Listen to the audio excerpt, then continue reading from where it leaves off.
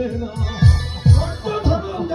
ধৈর্য ধরুন, আমার মরতে পারে না, তাকে যেমন করে হোক বাঁচাতে হবে। আর তাকে যেই সাপে কাটুক না কেন, এই রাজ্য আবদ্ধ কিসের জন্য রয়েছে আমি এক্ষুনি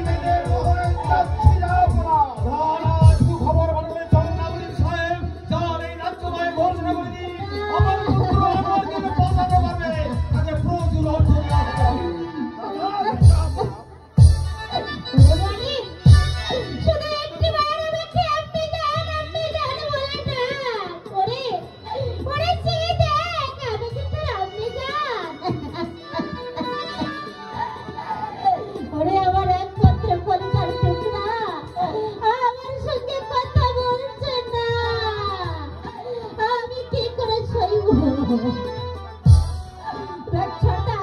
বলুন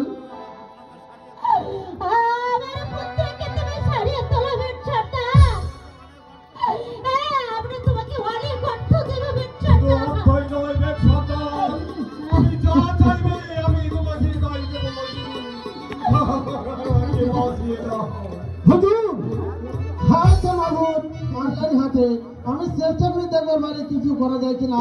আপনার সবাই বসুন।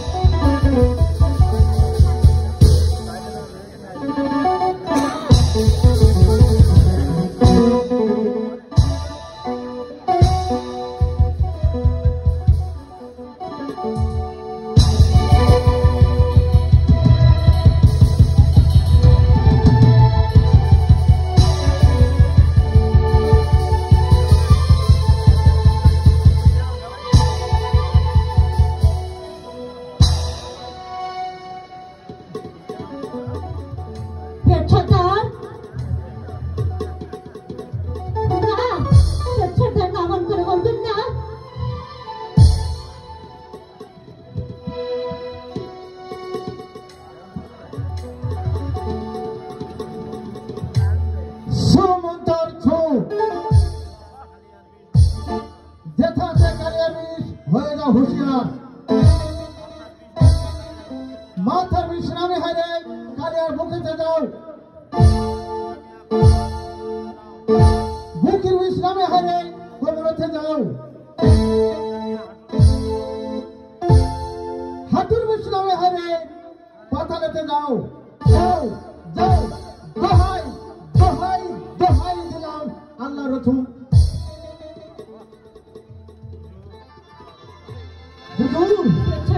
কোনো কিছু করতে পারো না হুজুর।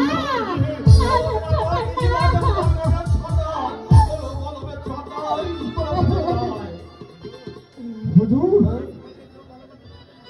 রাজকুমারকে কেউ ভালো করতে পারবে না। সে বুঝতে ওটা বইটা নামাতে পারবে না হুজুর। হুজুর তাহলে আমার পুত্রকে কি বাঁচানো যাবে না বেচ্চরদার? যেমন করে হোক আমার পুত্রকে বাঁচিয়ে তুলতে হবে। বেচ্চরদার কি করে আমার পুত্রকে বাঁচাতে হয় বেচ্চরদার বলো না?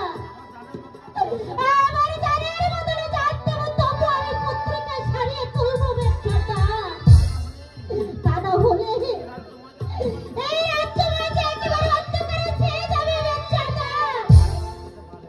বাঁচানো যেতে পারে, হ্যাঁ বাঁচানো যেতে পারে।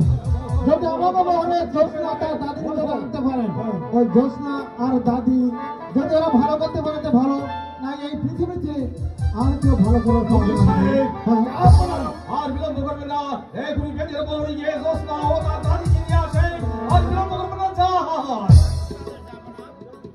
যথাদেশ যা হবে। আপনাকে কাউকে যেতে হবে না, আমি গিয়ে তাদের ফাটে দিচ্ছি, আপনারা বসুন।